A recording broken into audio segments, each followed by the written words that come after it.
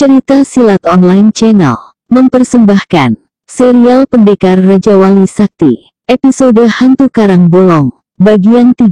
Rangga menghimpun tenaga dalamnya, ditekankan kakinya ke perut makhluk itu, dan tangannya menekan dada.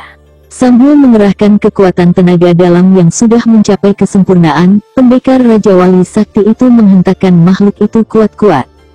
Hiya! Geragehaka! Makhluk itu melayang deras ke angkasa, lalu jatuh menghantam sebongkah batu besar hingga bumi terasa bergetar begitu tubuh makhluk besar itu jatuh menghantam batu. Sementara Rangga bergegas melompat bangkit berdiri. Sebentar dipegangi lehernya yang terasa perih. Untung tidak ada luka, tapi cukup membuat napasnya sesak. Geragehaka! Makhluk besar dan berlumpur itu kembali melompat cepat. Namun kali ini Rangga sudah siap.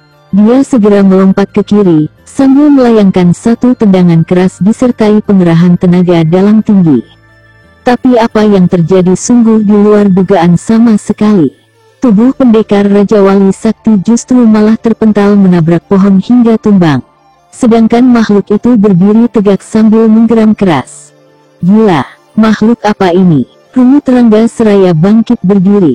Sementara, makhluk besar dan kotor itu sudah melangkah menghampiri Pendekar Raja Wali Sakti. Geramannya begitu keras sehingga mendirikan bulu roma. Matanya merah menyala bagai kobaran api. Rangga melangkah ke samping sambil mempersiapkan jurus pukulan maut paruh Raja Wali tingkat terakhir. Kedua tangannya jadi merah bagai terbakar. Geraah, hiyaat, begitu makhluk itu menyerang, dengan cepat Rangga melompat ke atas. Tubuhnya kemudian menukik tajam sambil melontarkan dua pukulan mautnya ke arah kepala, dan tepat menghantam sasaran. Tapi, makhluk itu bukannya roboh. Justru Pendekar Raja Wali Sakti lah yang terpental dan bergulingan di tanah. Rangga bergegas bangkit berdiri. Hatinya benar-benar heran menghadapi makhluk yang begitu kuat. Tidak sedikit pun terpengaruh jurus pukulan maut paruh Raja Wali tingkat terakhir. Bahkan makhluk itu masih tetap tegar, dan kini sudah kembali menyerang ganas. Menghadapi lawan seperti ini, Rangga tidak punya pilihan lagi. Langsung dikerahkannya jurus-jurus andalan yang jarang dikeluarkan dalam pertarungan. Tapi setiap jurus yang dikeluarkan tidak berpengaruh sama sekali. Makhluk itu tetap tegar, bahkan kini semakin liar saja. Kali ini Rangga benar-benar kewalahan menghadapinya. Rangga melompat jauh ke belakang sambil memutar tubuhnya di udara. Dengan manis sekali kakinya mendarat di tanah tidak jauh dari Laras dan Surya Paku. Wanita itu sudah menggendong anaknya dengan tubuh gemetar ketakutan. Sementara makhluk itu menggerung-gerung marah. Tenaganya begitu luar biasa. Pohon besar hancur begitu terkena amukannya. Cepat kalian tinggalkan tempat ini, perintah Rangga.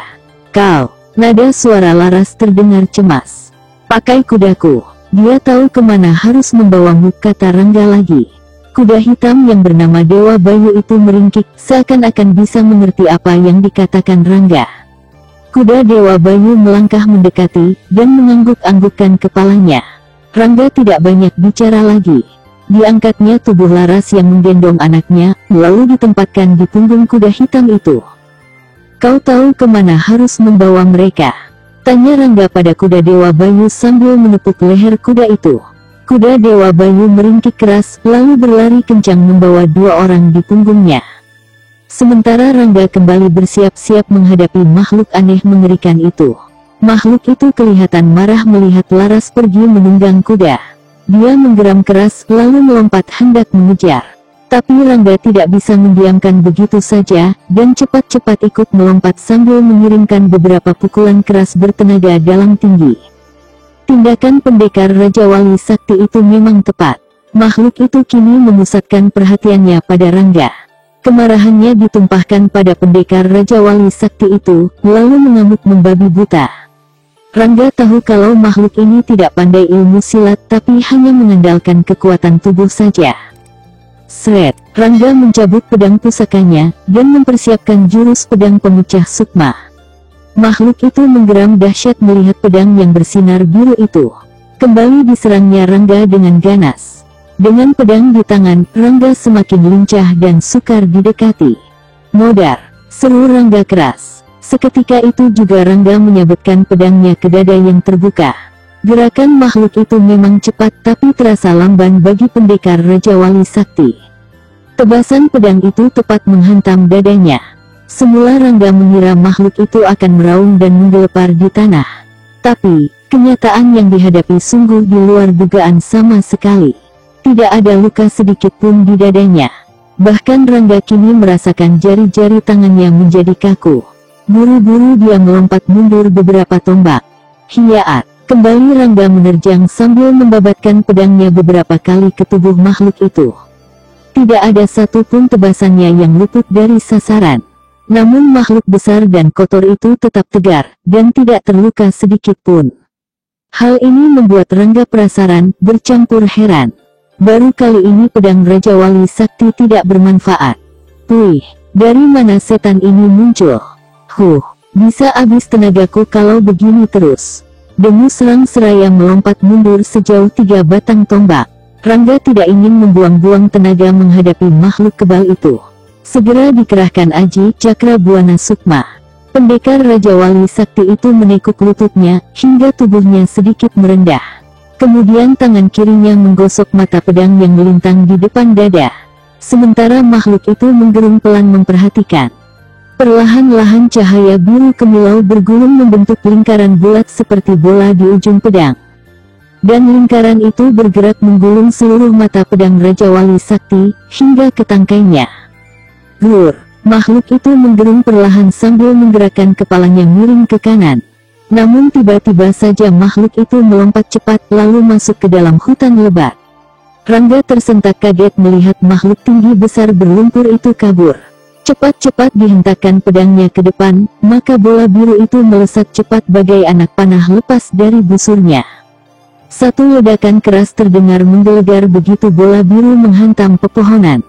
Terak, Rangga memasukkan kembali pedang ke dalam warangkanya di balik punggung. Dipandangi pepohonan yang tumbang, hancur berkeping-keping terhantam Aji Cakra Buana Sukma. Kini tidak terlihat lagi makhluk itu. Rangga jadi keheranan juga melihat makhluk itu lari begitu dikerahkan Aji Cakra Buana Sukma. Makhluk apa itu? Bentuknya seperti manusia. Tapi, Rangga bergumam sendiri disertai hembusan napas panjang.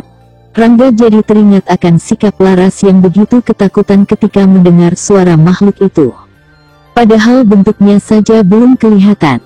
Sepertinya, makhluk itu memang mengincar Laras.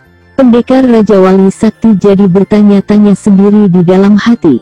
Dicobanya untuk menghubung-hubungkan keberadaan Laras di hutan lereng Gunung Puring ini dengan sikap aneh wanita itu. Memang aneh sikap Laras. Tapi, apa hubungannya dengan makhluk itu? Rangga bergumam, bertanya pada dirinya sendiri. Pendekar Raja Wali Sakti itu menggeleng-gelengkan kepalanya. Belum bisa dijawab semua pertanyaan yang mengalir di dalam benaknya. Langkah Rangga cepat ke arah perginya kuda Dewa Bayu membawa Laras dan Surya Paku. Sudah diketahui kemana kuda Dewa Bayu membawa wanita dan anaknya itu pergi. Rangga mengerahkan ilmu meringankan tubuh yang diimbangi ilmu lari cepat. Ilmu yang dimilikinya sudah mencapai taraf kesempurnaan, sehingga gerakannya begitu cepat. Larinya saja seperti tanpa menyentuh tanah. Rangga terus berlari menerobos hutan. Kadang-kadang harus melompat di pohon yang satu ke pohon yang lain. Pendekar Raja Wali Sakti itu terus berlari cepat dan baru berhenti setelah tiba pada sebuah perkampungan yang ada di kaki lereng Gunung Puring. Perkampungan itu tidak terlalu besar tapi cukup padat penghuninya. Rangga melangkah tenang menyusuri jalan utama perkampungan itu. Laras! Teriak Rangga ketika melihat seorang wanita berjalan menuntun kuda hitam yang di punggungnya duduk seorang anak laki-laki. Wanita itu berhenti melangkah dan menoleh. Dia langsung berlari menghampiri Rangga yang melangkah cepat ke arahnya. Kuda hitam itu juga berbalik dan melangkah menghampiri majikannya. Oh, aku cemas sekali, Rangga, ucap Laras. Wajahnya masih terlihat pucat. Rangga hanya tersenyum saja. Diambilnya tali pelana kudanya, lalu kembali melangkah sambil menuntun kuda itu. Laras juga ikut berjalan di sampingnya. Mereka melangkah tanpa bicara lagi, dan baru berhenti setelah tiba di depan rumah kecil berdinding papan. Seorang laki-laki tua yang tengah duduk di balai-balai bambu, langsung melompat dan menghampiri. Dan laki-laki itu tampaknya sudah kenal dengan Rangga. "Ki, aku ingin menumpang lagi untuk beberapa hari di sini," kata Rangga ramah. "Oh, tentu saja boleh, Den. Silakan masuk," sambut laki-laki tua itu ramah. "Laras, ini Ki Giri. Aku pernah menginap di sini beberapa hari," Rangga memperkenalkan. "Hahaha. Rumah ini selalu terbuka untuk Den Rangga dan Den Ayu," sambut Ki Giri. "Panggil saja aku Laras, Ki," kata Laras. "Oh ya, silakan masuk. Tentunya kalian semua sudah lelah dan lapar. Tadi aku mencabut ketela di kebun, dan sudah ada yang kurebus. Ayo, masuk." "Terima kasih," ucap Laras. Rangga menurunkan Surya Paku dari punggung kuda Dewa Bayu, kemudian menambatkannya di bawah pohon kemuning. Sementara Ki Giri sudah membawa masuk Laras dan anaknya ke dalam rumahnya. Rangga memandangi sekitarnya beberapa saat, kemudian melangkah masuk ke dalam rumah itu. Dihinyakan tubuhnya di dipan kayu yang hanya beralaskan tikar daun pandan. Sedangkan Laras duduk di dipan itu juga tidak jauh dari pendekar Raja Wali Sakti. Dipan ini memang cukup besar dan tampaknya kuat dan terbuat dari kayu jati yang sudah tua usianya. Ki Giri keluar dari ruangan belakang membawa sepiring ketela rebus yang masih mengepulkan uap. Diletakkannya piring yang penuh ketela itu di meja dekat dipan itu. "Ayo dimakan, mumpung masih hangat," Ki Giri mempersilakan. "Terima kasih Ki," ucap Laras seraya mengambil sepotong dan sebelahnya. Diberikan yang sebelah itu pada anaknya. Sedangkan Rangga juga mengambil sepotong. Ki Giri menuangkan air ke dalam gelas bambu dari dalam kendi tanah liat. Kemudian diambil tembakau dan digulungnya dengan daun kawung. Tidak lama Ki Giri sudah asyik bersama asap tembakaunya. "Tadinya, kukira Dan Rangga tidak akan kembali lagi ke sini," celoteh Ki Giri membuka pembicaraan kembali. "Siapa bilang, Ki? Kan sudah kukatakan, pasti aku akan kembali lagi ke sini," sambut Rangga ringan. "Hampir seluruh penduduk desa Caruban ini selalu menanyakanmu, Den." Hampir kewalahan aku menjawabnya. "Lebih-lebih Ki Bonang," kata Ki Giri lagi. "Ada apa dengan kepala desa itu?" tanya Rangga. "Hehehe, dia berharap kau bersedia meminang anak gadisnya," Ki Giri terkekeh. "Ada-ada saja Aki ini," Rangga tersenyum kecut. "Dia benar-benar menyesali sikapnya terhadapmu, Den. Katanya, kalau tahu Aden seorang pendekar yang dikdaya, pasti dia tidak akan bersikap kaku. Perasaannya malu sekali karena telah menyepelekan Aden yang telah menyelamatkan nyawanya." "Hehehe, biasa, Den. Penyesalan itu datangnya selalu belakangan," kembali Ki Giri terkekeh. Rangga hanya tersenyum saja. Memang desa ini belum ada satu pekan ditinggalkan. Desa yang semula seperti mati akibat tekanan satu gerombolan liar. Semula gerombolan itu hanya menjarah harta benda penduduk saja. Tapi semakin lama semakin liar saja. Bahkan dengan berani, kepala rombongan itu meminta anak gadis kepala desa untuk dijadikan istrinya. Sebenarnya waktu itu Rangga tidak ingin ikut campur. Dia hanya kebetulan saja lewat di desa ini. Tapi melihat kebrutalan gerombolan itu, jelas tidak bisa tinggal diam. Lebih-lebih setelah Ayu Kumala meminta untuk membebaskan dirinya dan seluruh penduduk desa ini dari tekanan gerombolan liar itu. Ya, Ayu Kumala memang cantik. Apalagi dia putri bungsu kepala desa Caruban. Kakak laki-lakinya tewas di tangan pemimpin gerombolan itu, sedangkan kakak perempuannya bunuh diri karena hendak diperkosa. "Hehehe, kau ingat dengan Ayu, Raden?" goda Ki Giri. "Ah, Ki Giri," wajah Rangga menyemburat merah. "Kau tidak istirahat, Laras." Rangga mengalihkan perhatiannya pada Laras ingin menghindari godaan Ki Giri. "Ya, rasanya lelah sekali," sahut Laras. "Oh, mari kutunjukkan kamar untukmu dan Ayu," kata Ki Giri seraya bangkit berdiri. Laras menggendong anaknya yang kelihatan sudah mengantuk kemudian turun dari dipan dan melangkah mengikuti Ki Giri. Rangga menyandarkan tubuhnya pada dinding papan. Tidak berapa lama kemudian Ki Giri sudah muncul kembali. "Tidak ada kamar lagi, Den. Terpaksa kamar bekas Aden dipakai," kata Ki Giri sambil duduk kembali di kursinya. "Tidak apa Ki, Aku bisa tidur di sini, sahut Rangga. Jangan, Raden bisa tidur di kamarku, dan biar aku saja yang tidur di sini. Terima kasih, aku sudah begitu merepotkan. Kalau dibandingkan jasa Aden ini belum seberapa. Lagi-lagi Rangga tersenyum saja. Dan wanita itu siapa? Tanya Ki Giri setengah berbisik. Rangga kembali tersenyum dan menceritakan pertemuannya dengan Laras. Juga diceritakannya peristiwa yang terjadi, hingga diputuskanlah untuk kembali lagi ke sini. Ki Giri mendengarkan penuh perhatian. Raut wajahnya langsung berubah begitu mendengar adanya makhluk aneh mengerikan yang muncul di sebelah selatan lereng Gunung Puring. Rangga melihat perubahan wajah itu, tapi tidak ingin menanyakannya sekarang. Rasanya saat ini ingin istirahat saja, melepaskan lelah setelah pertarungannya yang begitu banyak menguras tenaga. Kedatangan kembali pendekar Raja Wali Sakti ke desa Caruban cepat menyebar, sehingga banyak penduduk yang berdatangan ke rumah Ki Giri, hanya untuk melihat dan berbicara dengan orang yang telah membebaskan desa ini dari tekanan gerombolan orang liar dan tak beradab. Sebagian besar penduduk desa ini memang belum pernah melihat meskipun sudah mendengar tentang kedikdayaan pendekar Raja Wali Sakti. Rangga tidak bisa menolak kehadiran mereka. Sampai jauh malam dia baru bisa tenang setelah tidak ada lagi penduduk desa yang datang. Rangga baru saja akan merebahkan diri di depan kayu yang berada di ruangan depan rumah Ki Giri ketika pintu rumah itu diketuk dari luar. Sambil mendengus panjang, pendekar Raja Wali Sakti bangkit dan melangkah ke pintu.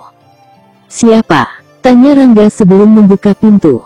"Aku, Ayu," terdengar sahutan halus. Rangga tersentak kaget, buru-buru dibukanya pintu itu. Tampak seorang gadis muda berusia sekitar 19 tahun, berdiri di ambang pintu. Gadis itu mengenakan baju hijau muda yang cukup ketat. Rambutnya yang hitam panjang, terkepang menjuntai di depan dada. Rangga buru-buru keluar, kemudian menutup kembali pintunya. "Ada apa ke sini?" tanya Rangga setengah berbisik karena tidak ingin mengganggu tidur Ki Giri. "Kau tidak suka kedatanganku, Kakang?" Ayu Kumala memberengut manja. "Bukannya aku tidak suka, tapi ini sudah larut malam Ayu." "Memangnya, kenapa?" Rangga mengedarkan pandangannya ke sekeliling. Rasanya malu jika kedatangan gadis ini ada yang melihat. Saat ini memang telah larut malam dan tidak ada lagi yang berada di luar rumah. Seluruh penduduk desa Caruban ini sudah terlelap dalam tidur. Rangga menarik tangan gadis itu, lalu membawanya ke samping rumah. Mereka kemudian duduk di kayu pohon ara, persediaan kayu bakar yang belum dibelah. "Kau pasti tidak suka dengan kedatanganku, Kakang," tebak Ayu Kumala masih memberengut manja. "Aku suka," sahut Rangga tidak ingin mengecewakan gadis ini. "Tapi, mengapa sikapmu begitu?" "Begitu, bagaimana? Kau tidak menyuruh masuk tapi malah membawaku ke sini." "Ayu, Ki Giri sudah tidur. Aku tidak mau mengganggunya. Ini kan sudah larut malam. Lagi pula tidak baik kalau dilihat orang." Rangga coba memberi pengertian. "Masa bodoh dengan mereka?" dengus Ayu Kumala. Rangga menggeleng-gelengkan kepalanya. Sejak bertemu gadis ini, sulit rasanya memberi pengertian pada Ayu Kumala. Sebagai anak bungsu, apalagi kedua kakaknya telah tewas, maka kedua orang tuanya sangat memanjakannya. Jadi, sikapnya sering seenaknya sendiri saja. Tapi gadis ini cukup pintar, dan ilmu olah kanuragannya juga lumayan. "Baiklah," Rangga menyerah. "Apa keperluanmu datang malam-malam begini?" "Hanya ingin bertemu," sahut Ayu kalem. "Tidak ada hal lain," desak Rangga. Ayu tidak menjawab tapi hanya mempermainkan ujung rambutnya dengan sikap manja.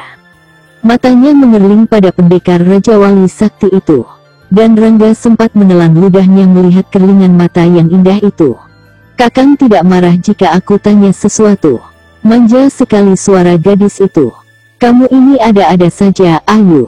Katakan saja apa yang ingin ditanyakan." Ayu Kumala ragu-ragu.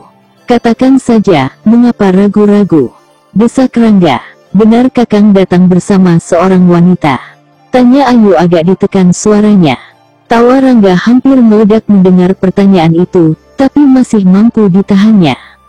Dia tidak ingin gadis itu marah dan tersinggung. Bagaimanapun juga harus bisa dijaga perasaan gadis manja ini. Benar, sahut Rangga. Memangnya kenapa? Kekasihmu? Tanya Ayu Kumala langsung. Bukan, istrimu. Rangga menggeleng. Sudah bisa ditebak arah pembicaraan ini. Pasti Ayu cemburu. Mungkin itu sebabnya gadis itu tidak ikut bersama ayahnya datang ke sini sore tadi, rupanya tengah menyimpan sesuatu yang baru sekarang dibuka. Sungguh, Ayu Kumala ingin memastikan. Kau ini aneh. Apa sih sebenarnya yang diinginkan? Tidak apa-apa, hanya ingin tahu saja, sahut Ayu kalem. Sekarang sudah tahu, lalu. Ya sudah, toh dia bukan apa-apamu. Lagi pula kalau memang kekasihmu aku juga tidak apa-apa. Ada sedikit tekanan pada nada suara Ayu Kumala. Rangga mengangkat bahunya, lalu bangkit berdiri. Sudah larut malam, Ayu, sebaiknya pulanglah dulu. Aku antar, ya. Kata Rangga tidak ingin memperpanjang pembicaraan ini. Ayu Kumala bangkit berdiri dan melangkah ringan. Rangga menyamakan langkahnya di samping gadis ini. Mereka berjalan menembus kegelapan tanpa berkata-kata. Dan Rangga memang enggan untuk berkata lagi. Apalagi untuk memikirkan sikap gadis ini. Hanya saja, dia tidak ingin hubungan yang sudah baik ini retak karena persoalan sepele. Persoalan yang seharusnya tidak perlu timbul. Bersambung ke Hantu Karang Bolong bagian 4. Masih bersama cerita Silat Online Channel. Jangan lupa like and subscribe. Terima kasih.